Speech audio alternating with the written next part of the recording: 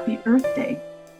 Global Justice is pleased to welcome you to our second annual Earth Day Forum.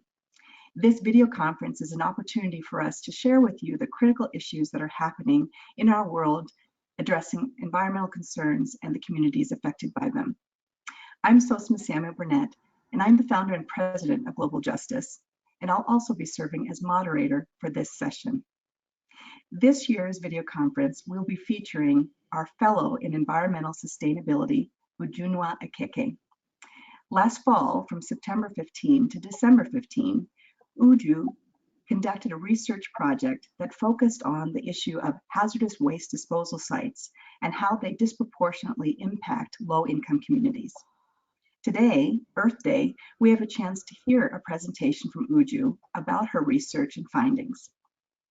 Throughout this broadcast, we will be presenting live, and so we also have the joy of having a live audience here for this session.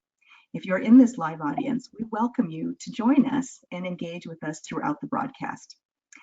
On your screen, there is a question button where you can address your questions and comments to Uju and for her presentation.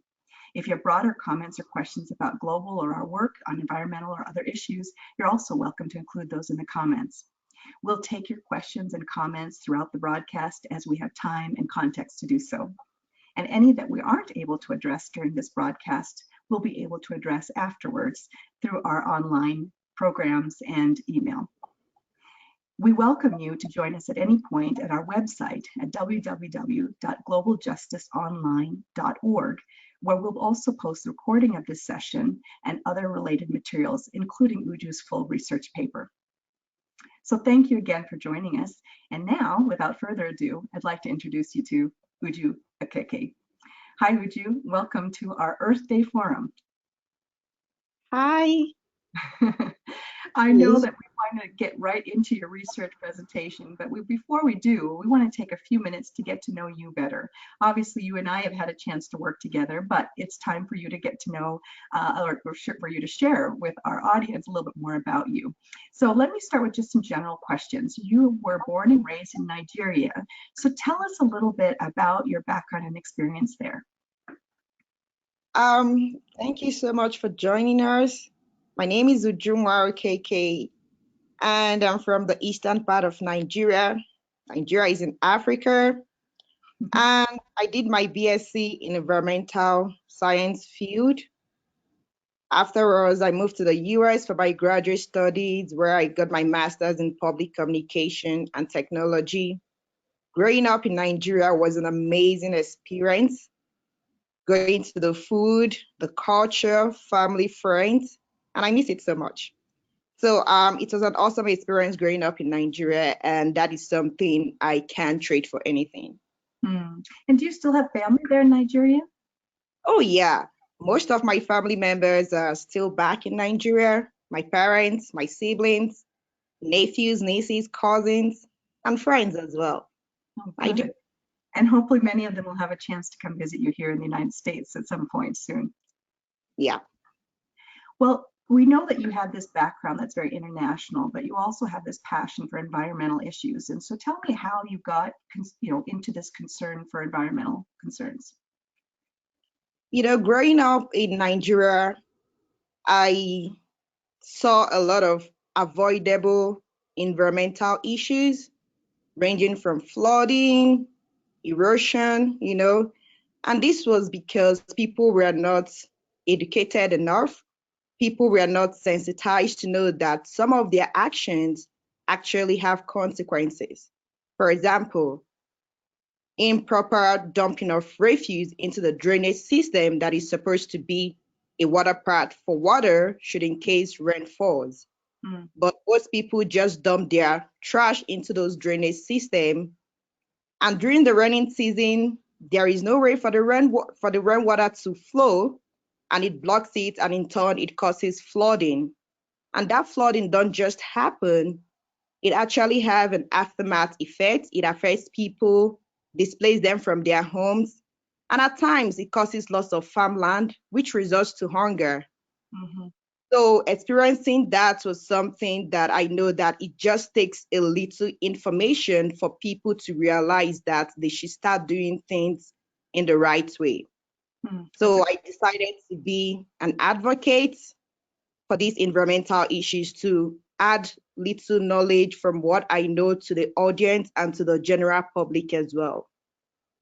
That's a great example of what prompted you to pursue environmental work. And you went on to study environmental concerns both in Nigeria and here in Colorado. And you had talked about a little bit about your degree. Tell us a little bit about your studies, what you studied, what you hope to do with those studies. I did, like I said, initially I got my master's in public communication and technology.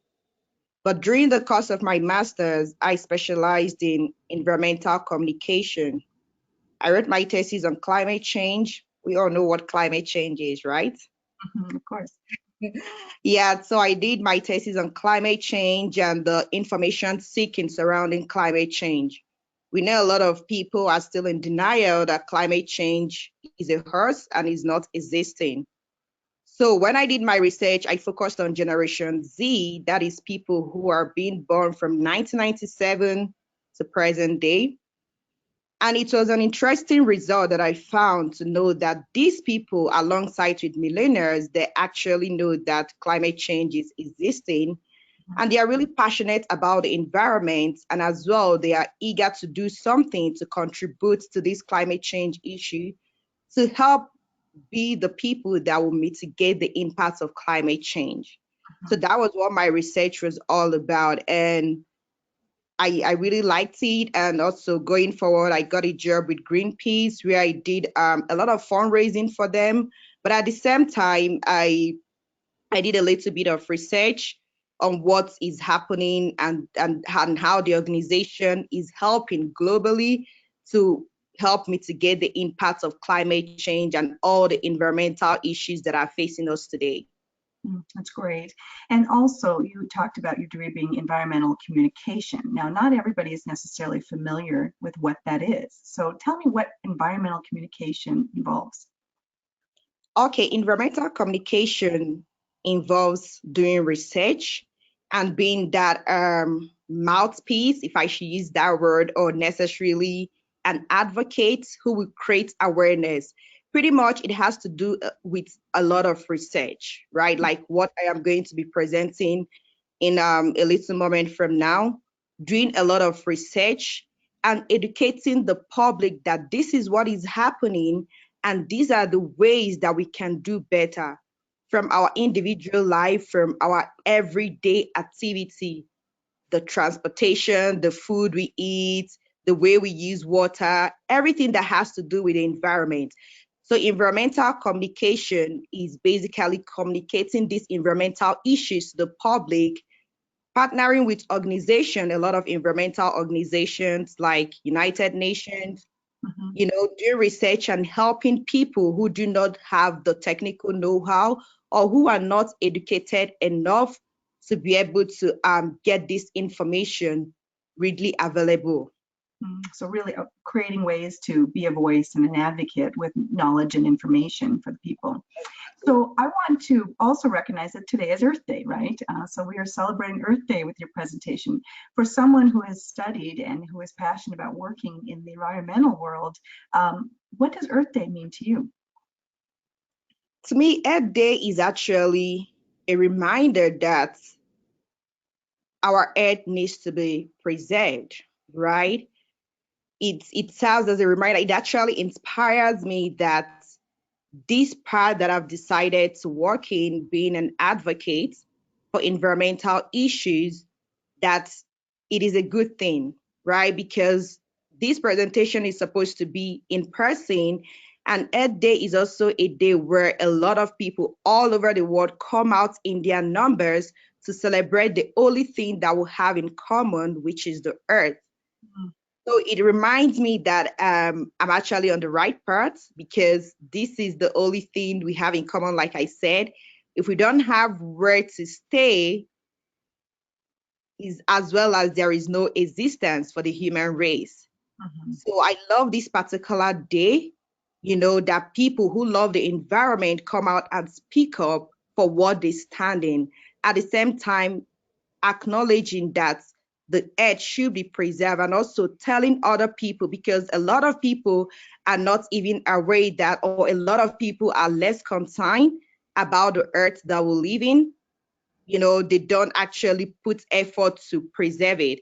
So a day like this is a day that people who love the environment will stand up for what they appreciate and create awareness. You never know who is watching. Those people who are not interested in environment might pick up one or two things and they might change their actions. So I love Earth Day because it inspires a lot of people out there, not just people who are environmental conscious already, but people who are not aware. It makes them understand that, okay, we should do something about the earth that we live in. That's great. Thank you for sharing that, Uju. It's a wonderful way to look at Earth Day. It's our common ground for everyone.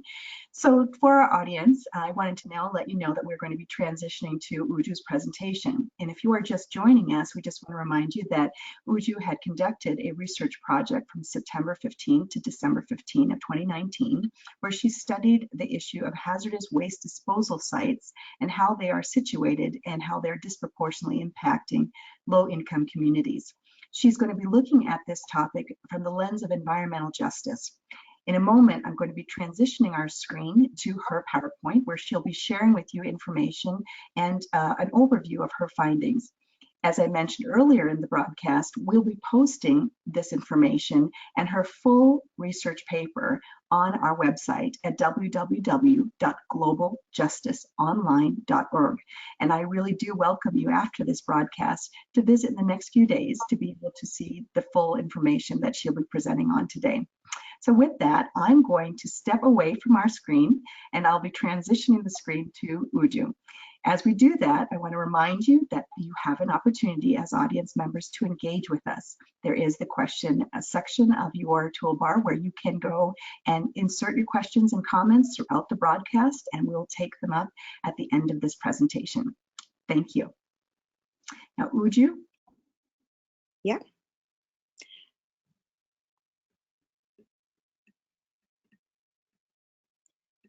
Thank you so much for joining us, everyone. Thank you for taking time in your busy schedule to be with us today. As you know, this presentation, or like I said initially, this presentation was supposed to be done in person, but with the recent pandemic that is facing everybody, we made it into a video conference, and I'm so happy that people were still able to join us today. Moving forward, the topic that I'll be talking about today is the impact of hazardous waste disposal sites on low-income communities and environmental justice concern. We know that injustice is being done in different aspects of our life, or we experience injustice, ranging from the healthcare system, religion, at times family, educational system as well. That particular injustice is also done in the environment that we live in, which is what nature has given everybody to participate in, right? But a lot of people don't get a lot of people don't enjoy the environment the way they are supposed to enjoy it without paying a premium price for it. Moving forward, let's talk about the history of environmental justice. For the course of the presentation, I'll be using EJ, which stands for environmental justice. Now, what is environmental justice? When did it start? Why did it start?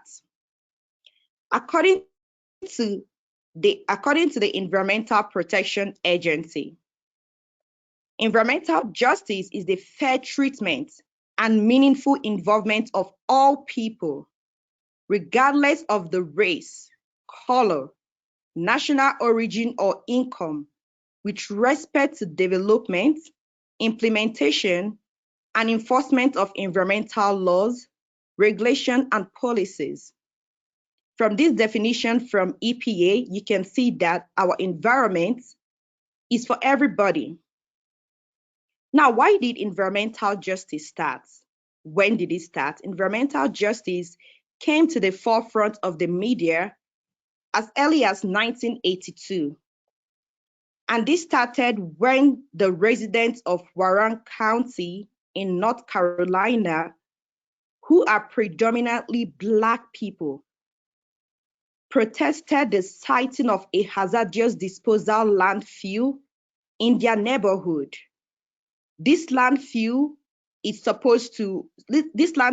place where corporation has decided to dump a very hazardous waste, which is PCB, polychlorinated biphenyl. This resident discovered that this is something that will cause different impacts to their lives. They decided to protest it.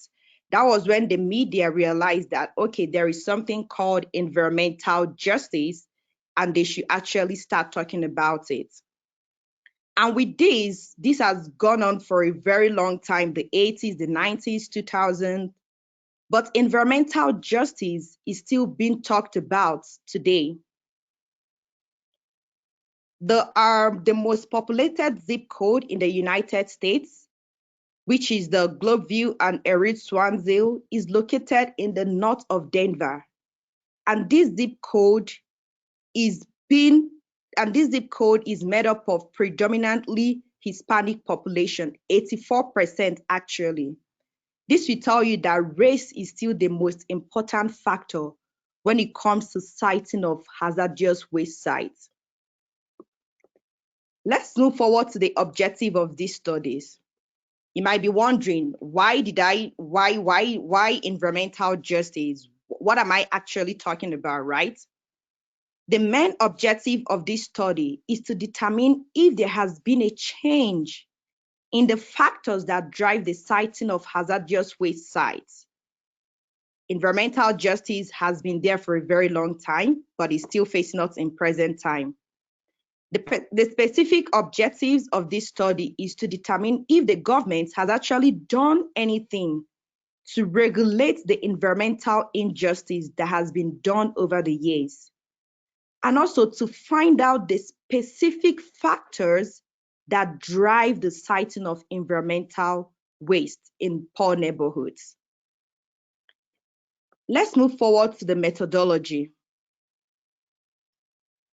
How did I come about this research? What did I do? The study adopted a meta-aggregation approach, and that is a type of systematic qualitative review. It analyzed and summarized individual relevant studies in terms of their practical consequences. The first thing I did was to develop a review question. And in this case, the review question is the impact of citing hazardous waste sites. I conducted a comprehensive search where I utilized Google Scholar, Web of Science, and Science Direct by imputing that word in parts of hazardous waste sites, and tons of literatures popped up. But you know, with research, you can't use everything. You have to sieve out the ones you need and the ones you don't need. I did a critical evaluation and retrieval of selected studies. I excluded studies that were not done in the United States because obviously we are talking about the United States. And I did a lot of extraction of relevant findings from these studies. I extracted the health impacts, something that I did in regards with cancer. I excluded adult cancer when reporting the findings of this study because adult cancer have a high latent period for the tumors to form. So whenever you hear me report cancer during the course of this presentation, I'm referring to childhood cancer. Now let's move forward to the environmental justice research itself. In the 80s, like I've said, there are 3 main empirical studies that were done to determine what is happening. Why are some people treated fairly and others unfairly? The very first research that was done was to determine the correlation between location of hazardous waste landfills and the racial and economic status of surrounding communities. Who are the people, who are the population that actually live very close to these hazardous waste sites? And unfortunately, the research showed that Blacks make up the majority of the population in 3 out of 4 communities where these toxic sites are being located. Moving forward to the second study that was done, the study did something differently, right? They studied zip codes where the waste treatment, storage, and disposal facilities were being cited to the neighborhoods, to the zip codes rather, to the zip codes that do not have these waste treatment, disposal, and storage facilities. What did that study find out? The study found out that zip codes with no hazardous waste sites had a percentage of 12.3 minority. Why the zip codes that have more than 2 hazardous sites have double that number in terms of people who live there? And this study was actually the most widely discussed and is a nationwide study. The third empirical study that was done in the 80s studied solid waste in Houston. What did that particular study find out? Just like the other two, they found out that 21 out of 25 Houston solid waste were found in neighborhoods where African Americans live. These 3 studies that were done in the 80s had one thing in common. What was that? Race was the most important factor when it comes to siting of hazardous waste sites. Let's move forward to what has happened like 2 decades later. What happened, right? One would think that with this research that has done, the government, the public has realized that something is being done incorrectly. There is injustice being served to a particular group of people. But that didn't change. Actually, the 90s and the 2000s saw an exponential growth in environmental justice research. Many studies were done and analyzed. A study that was done in Chicago found out that, yes, indeed, Hispanic community is growing in Chicago, in the particular area where that research was being done. But what is a tricky thing there? Hispanic community was not just growing all around Chicago, but they were growing in the neighborhoods where waste, toxic waste actually were being cited. Also, a study that was done in Los Angeles, they found that the presence of industrial labor force, percentages of industrial land use, and race were a strong predictors when it comes to the siting of hazardous waste sites. One might say that, okay, there are other factors, it's not just race. Yes, there are other factors in the study that was done in Los Angeles, but the race and low-income community was still a factor that was predominant when it comes to siting of hazardous waste sites. Unemployment was also significant in a study that was done in Tennessee. They found out that employment in these waste sites actually made people to live in those neighborhoods. Not just employment alone, but race again was a factor when it comes to siting of these hazardous waste sites. Moving forward to the present day, what has happened? Has anything changed? The answer is no. The present day research shows a disparity in environmental justice research around hazardous waste sites. A study that was done, this study was actually in a national level rank. and it was also a longitudinal study. For the case of the audience watching right now, longitudinal study is actually when a researcher does a repeated observation of variables over a long period of time. You don't just do that particular research, let's say in 1 month or 2 months, you do it over a long period of time.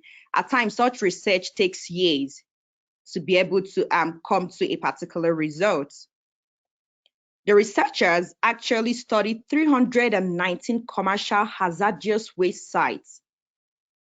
What did they find out? They compared something unique about this research is that they compared the demographics before the waste sites were being cited and after the waste sites was being cited. Interestingly, what did they find out? Yet again, race was still part of it. And it's not just race, but these hazardous waste sites were being cited in places where low-income people live and people of color. Moving forward, this brings us to the chicken and egg question of environmental justice research. We know about the chicken and egg, right? How there has been contention about between the chicken and the egg, who came first? Was it a chicken that laid the egg and the egg hatched and formed the chick and the chicken came about? Or was there an egg already that hatched into a chick and a chicken came about? That is also applicable to environmental justice. Now, the question here is, are hazardous waste sites, polluting industrial facilities, and other locally unwanted land uses disproportionately located in non-white and poor communities? That is one aspect of the question. Or did the establishment of hazardous waste facilities cause post-siting demographics changes that led to disproportionate high concentration of low-income residents? In a nutshell, were those hazardous waste sites already in a particular neighborhood which affected things like housing or other things, then making it possible for low-income people and people of color to move into those neighborhoods? Or were these industries siting their facilities in areas where they know that people who live there do not have the resources and clout to fight the injustice that is being done to them? Nobody knows. Just like the chicken and egg question, this is a question that is being contended in today's environmental justice research. Let's move forward to the impacts of this environmental justice. What is happening?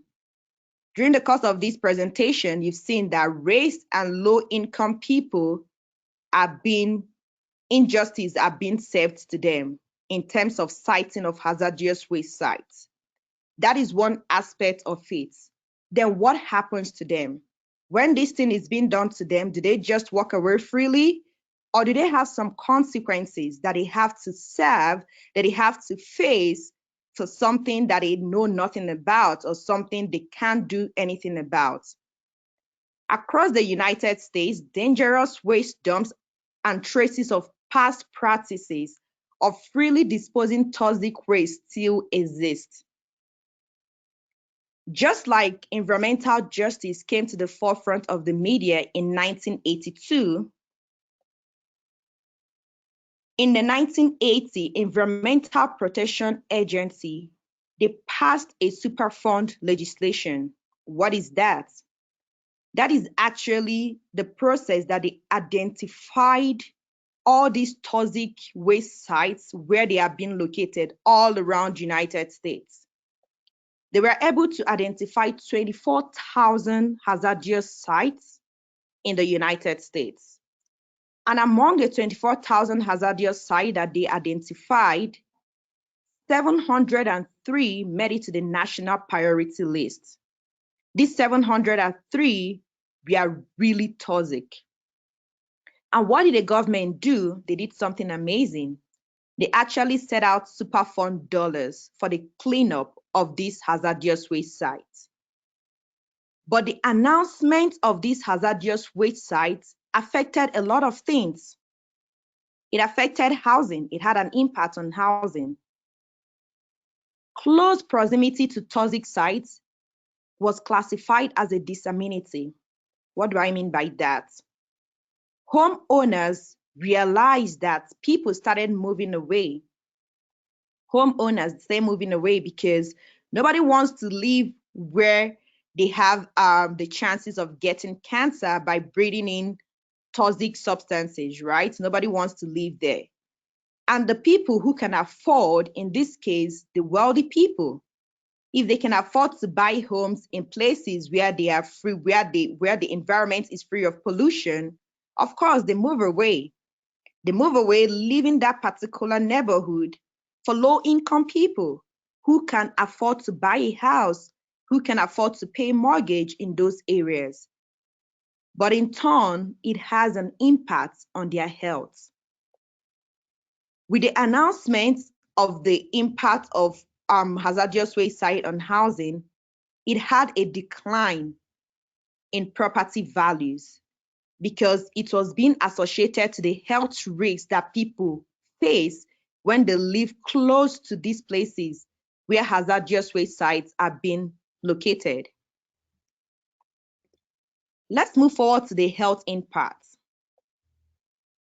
The premise of the health impact of hazardous waste sites was known to the public in 1978. And how did this happen?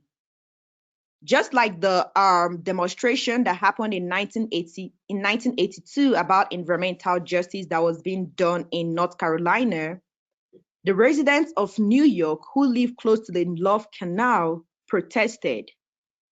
Why did they protest, one might ask? They found out that a toxic substance that was being dumped in the neighborhood years ago started causing diseases to the residents who live there. And these diseases affected the children more, people who spent 75, especially children who spent 75% of their childhood in this neighborhood. This particular demonstration was actually the tip of the iceberg that told people, hey, it's not just dumping, it's not just citing hazardous waste site that is the problem. There is a bigger problem actually, and the bigger problem is our health. People's health were being affected. People became sick. People started reporting seizures. Children who grew up in that neighborhood had learning problems. There was a lot of skin rashes, abdominal pain, and shorter stature compared to other children who didn't live in those neighborhoods. Let's move forward to the self-reported health issues. You know, there are like you go to the hospital and the doctor can diagnose and say, hey, you have this, you have this, you have headache, you have cancer, you have fever.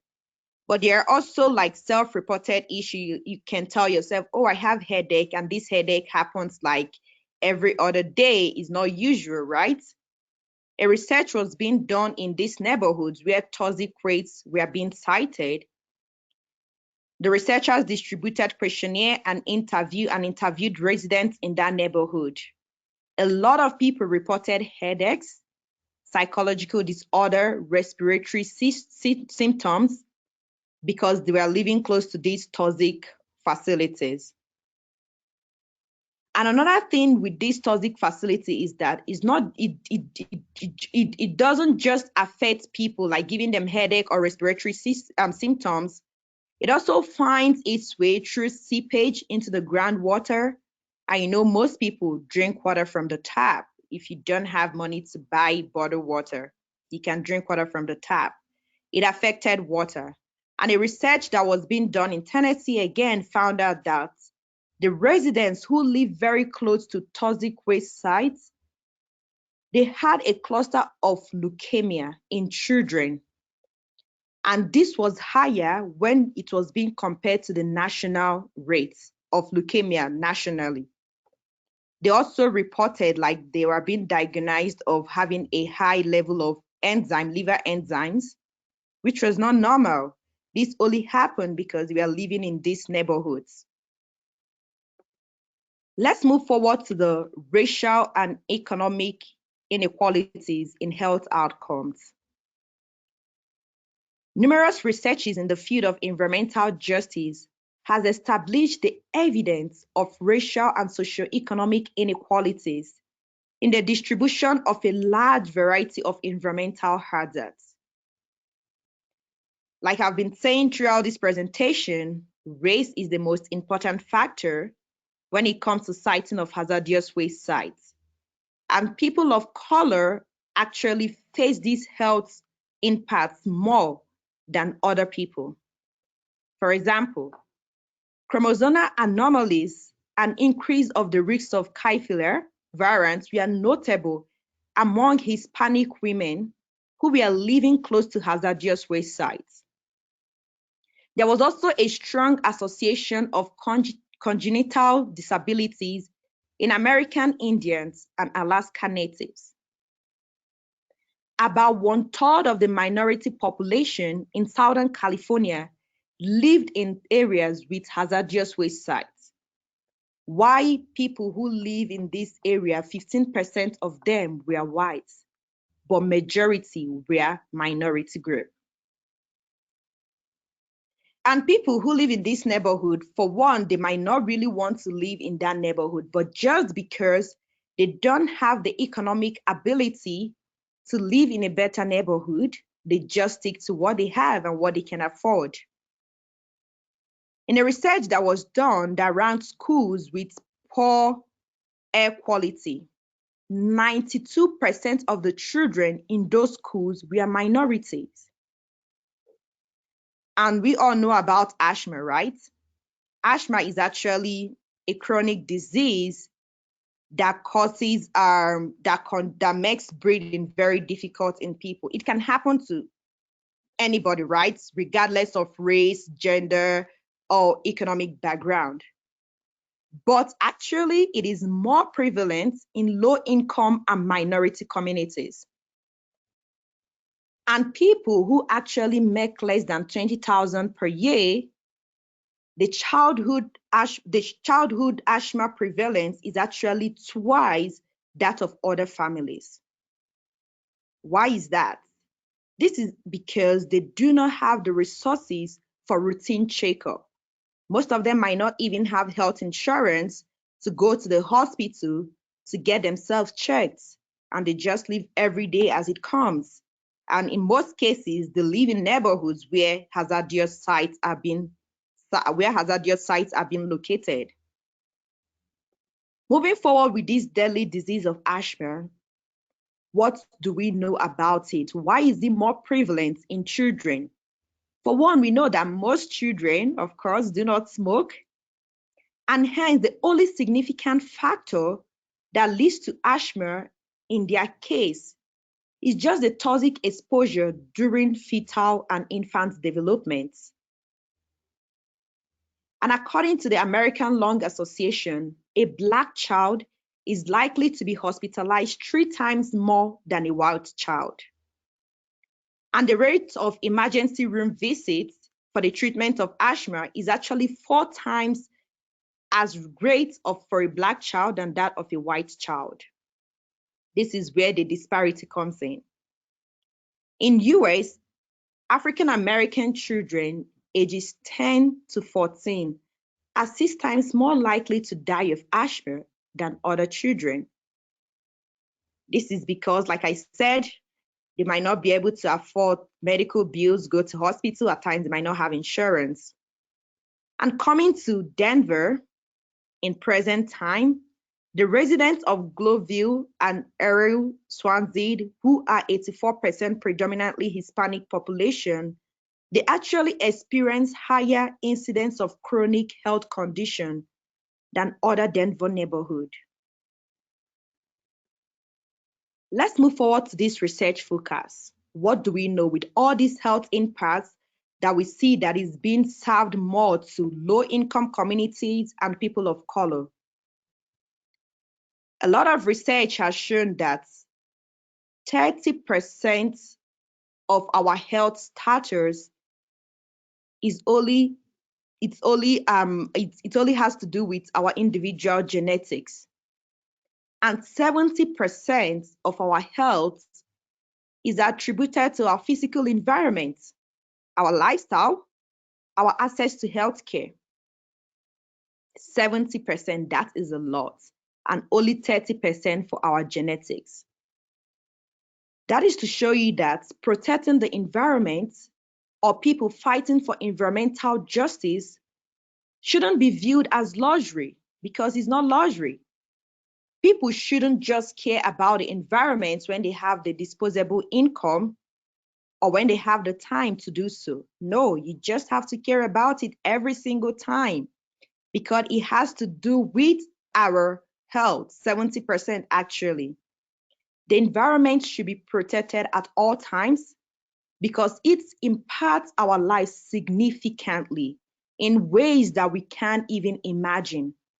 Without any question, public health and the environment structure should do a lot of things, should actually start doing a lot of research regarding this environmental injustice that is being served to low income and people of color. Let's move forward to the conclusion. What are we concluding from this research? This current research, according to literature that we are being reviewed, the thing among other factors, which in this case, income, employment, level of education, race is actually the most significant predictor when it comes to siting of hazardous waste sites. Now let's talk about the recommendation. Since we know that this is what we are facing, low-income population, people of color are being served unjustly. What should we do about it, right? It's not just about the problem. We also have to talk about the solution or recommend some solution to these issues. The government, like we know it, they've been doing a lot of things in the past. They actually set aside funds for the cleanup of these hazardous waste sites. But they should do more. Yeah, they should actually do more. They should fund epidemiology research in minority communities. They should focus on minority communities more because they are the ones that is being dished out wrongly. They are the ones that is being served unjustly. And not just focusing in the large scale like international, national, states. They should actually go down to the local governments, to areas where this problem is done more. They should do something about it. Put out money for some research to be done, put out money for cleanup, and also put a hold on the siting of these environmental or this hazardous waste site on poor neighborhoods. For our educational system, higher education should actually integrate environmental health in their studies. Like universities, if you're in the university and you're in college, they should actually do more to create awareness. And we know that information is power, knowledge is power. They should send the word out there. They should tell people this is what is happening. They should talk about it more. And not just talking about it, environmental departments in universities, they should do their best to recruit and retain minority groups in environmental fields. Why should they recruit and retain them? Because one, they've seen this growing up, they felt it firsthand, right? They've seen the injustice that is being done to people who look like them. They are going to put all they have into the research and make sure that things are being done right and that posterity will not face what they actually faced. Organizations, what can organizations do? Going to nonprofit like ours, Global Justice, and other nonprofits out there and advocacy groups, they should actually participate in health assessments and epidemiology studies. Like this study that I did it's an exploratory study just to see what is out there and what can be done, what the problem is and how we can provide solution to these problems. NGOs should actually take part in research like this. members of the community in their own parts, they should make themselves available. They should be able to answer questions. They should be able to fill out questionnaires and help these organizations that actually want to help them. Because this is the way that we can solve this dumping of hazardous waste site, by doing more research, creating awareness, and everybody putting their heads together, especially the government, because they have the resources, they have the money, and they have the technical know-how to help and to curb the injustice that is being served to a particular demographic and not the other demographics. Thank you so much for listening.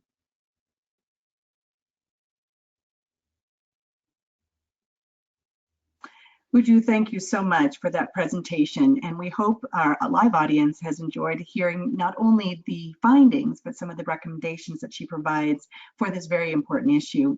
Now, I want to remind our audience that you have an opportunity now to ask questions and to provide comments. So please feel free to put your question or comments in the section and allow us to have a chance to integrate those into our Q&A session that we'll do right now with Uju.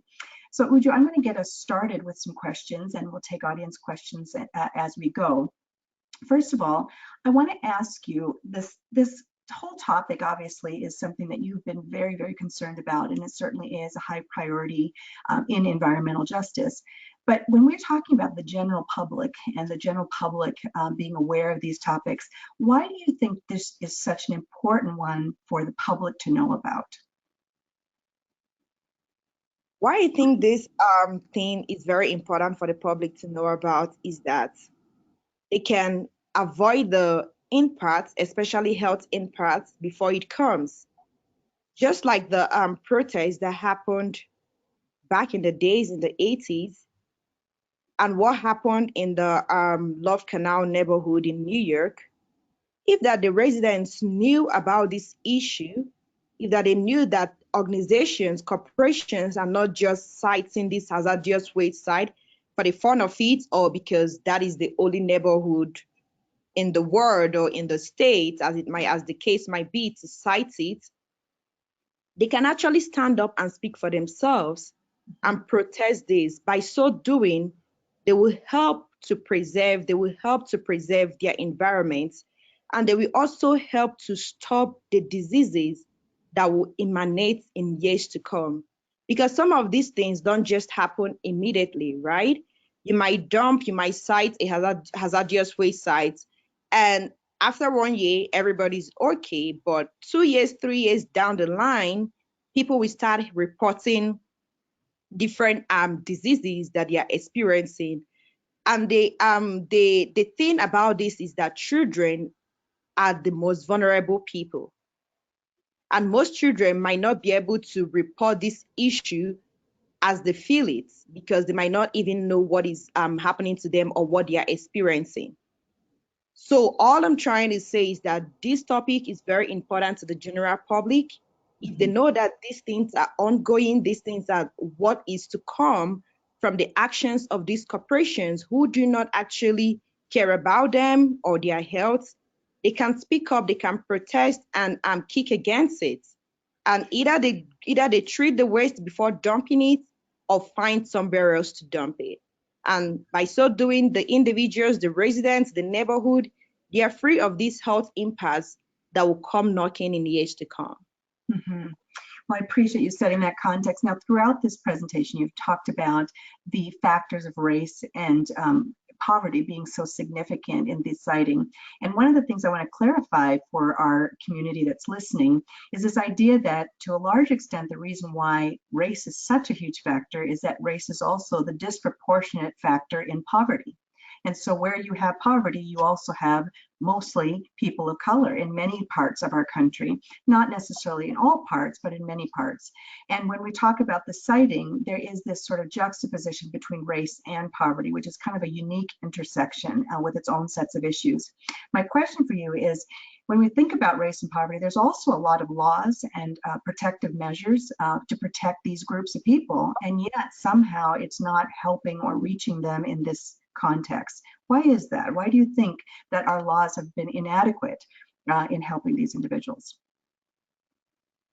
Well, one thing that comes to mind is that I don't know if I should say the laws are half-baked. Probably the people in charge are just putting out the laws but not following up the laws.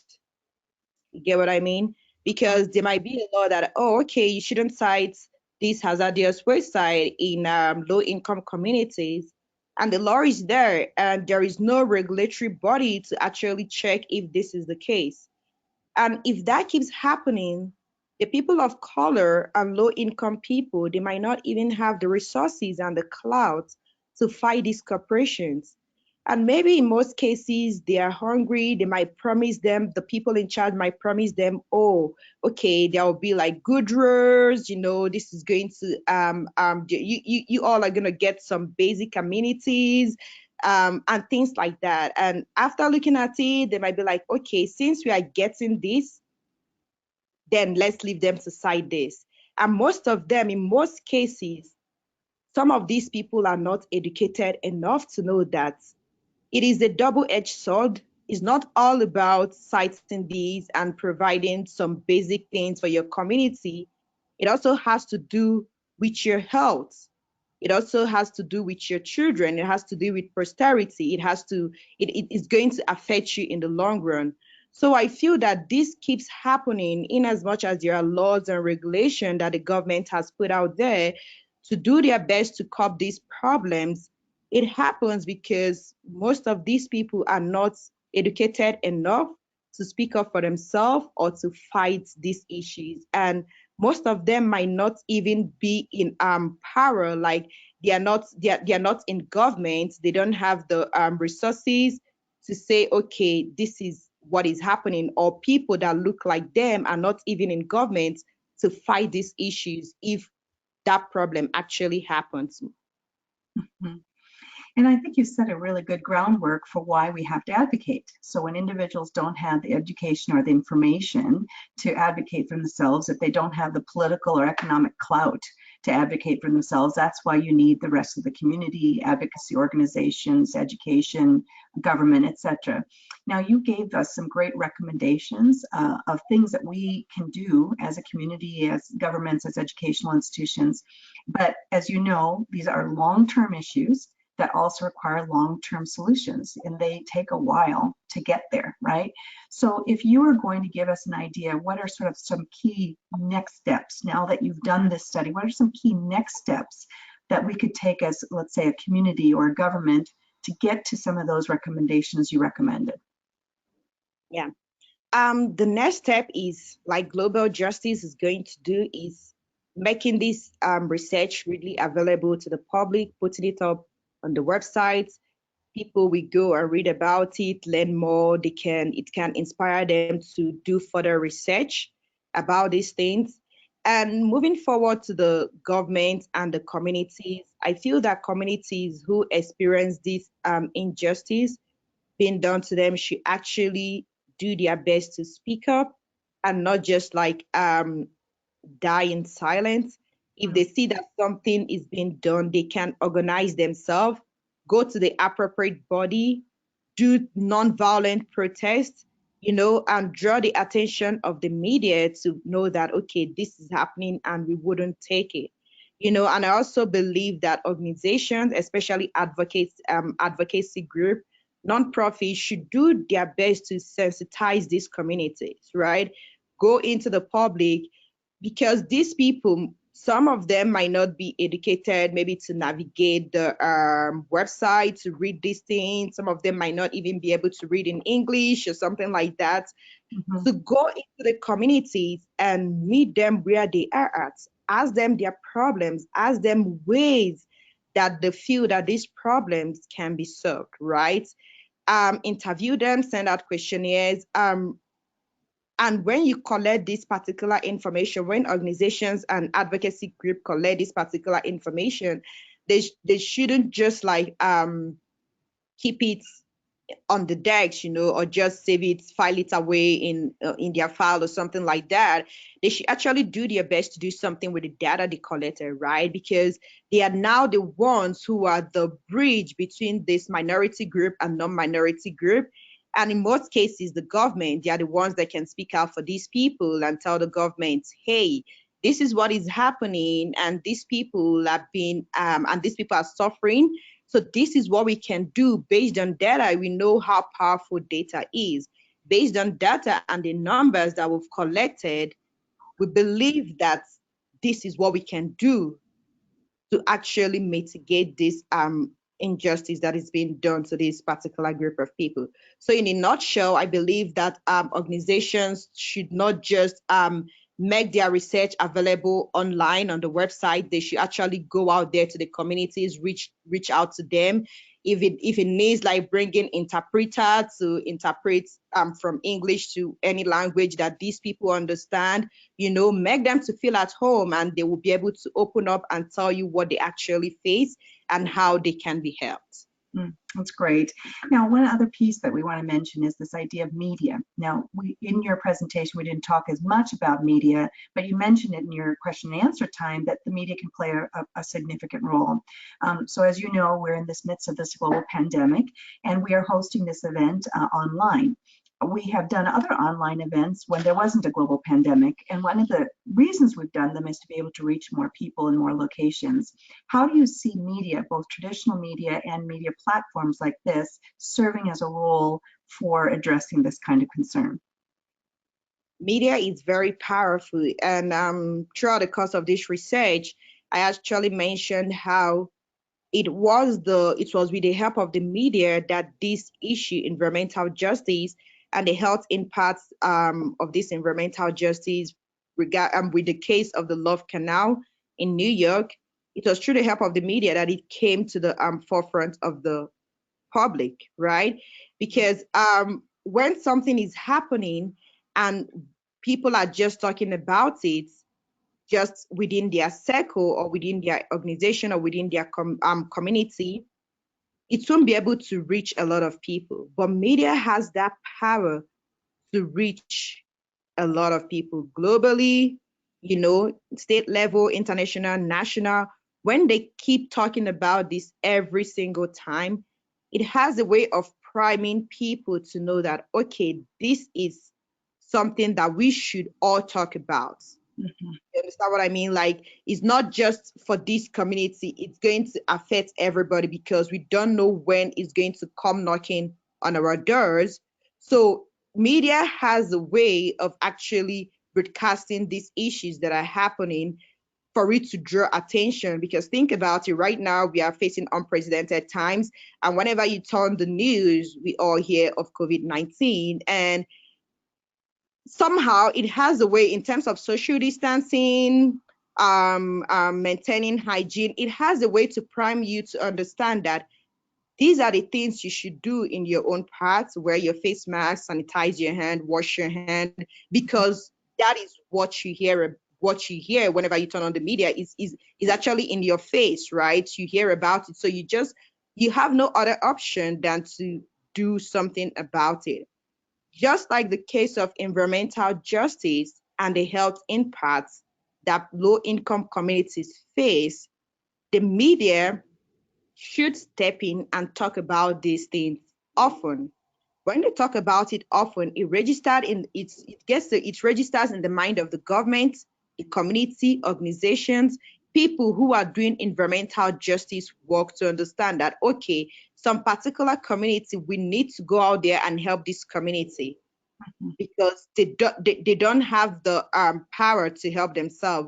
We should be the bridge that will help this community. So media is just a powerful tool that people cannot actually do without, because it exposes injustice, it exposes wrongdoings, and when it's there, nobody wants to be termed the bad corporation. Let's say a particular corporation is being in the media and they're saying, oh, this corporation went to dump these hazardous waste sites in this particular neighborhood, and right now a high percentage of the children have childhood cancer, and this is what is happening.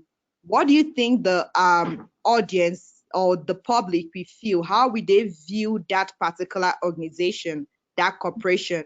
Is going to be a bad reputation, a bad image, that particular corporation. and nobody wants to have that bad reputation in terms of their organization. So they are going to do their best to avert the wrong they've done to that particular community. Mm-hmm. And maybe a final question before, we're almost near at the end of our time.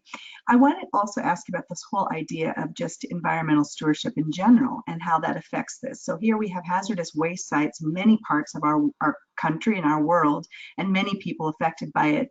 But we also have individual responsibility to conserve and to reuse and to recycle and to do all these things to minimize some of this. And in this context of Earth Day, we really want to emphasize that as well. Any comments that you'd like to share about that aspect of this work, our individual responsibilities that may play into this broader set of issues in these waste disposal sites? To me, I feel that over the years, the guilt has been put on individuals, right? Reduce, reuse, recycle, be an environmental steward, do your part. But the big question is, what are the government doing, right? Because as an individual, let's say for example, at home I have my recycling bin. I do my best to recycle, go downstairs, put it in the recycling bin, and the corporation comes and take it away. That is my own part that I'm doing. And I know that some people who are environmental conscious do that same thing. But the question is, the governments who have the resources to affect change on a large scale, what are they doing? I feel that the government should actually do more, because whatever change they try to incorporate in, if it is in terms of their production, if it is as small as changing their product, not actually let's say, okay, you're manufacturing water and you decide, okay, instead of plastic, because of the plastic pollution that is happening, let's try and put this product in a compostable container, right? Which is going to like decay and go back to the earth where it's coming from, right? When they do that, it's going to have change on a large scale. Because when I go to buy water, I'm buying this water, I know that it's no longer in a plastic, it's in a compostable material. It's going to go back, it's going to decay and go back to where it comes from. It's not just me making that tiny little change personally, but millions and billions of people who actually purchase that product in question. So I feel that in terms of being environmental stewardship, individuals should do their best, do their tiny little best, but the corporation as well should do their best in helping us out, right? Because it is not just a one size fits all kind of deal. It's not just for the individuals, but for everybody. In this case, the government and the organizations as well. I think that's really well articulated, Uju, that this idea that it is a collaborative effort. There's small scale things that individuals can do, with larger scale things that require corporations, governments, and others to be, actively engaged in, creating new innovations, creating better ways of packaging, better ways of minimizing waste. It is something that requires everybody's involvement. And as you noted, the impact on individuals is 70% of their environment, and the other factors besides genetics. And so for us, this matters. It doesn't just affect those communities, but it affects, as a ripple on everyone else. So thank you so much, Uju, for sharing your research and your findings. And thank you to our audience for joining us during this live session. As we've mentioned earlier in the broadcast, we are recording this session and we'll be posting it on our website, along with related materials and Uju's full research paper. We look forward to sharing with you soon through social media and through our website. And please feel free to visit us at www.globaljusticeonline.org. We also want to invite you for some other opportunities to help support these communities and other communities that are vulnerable in various contexts today.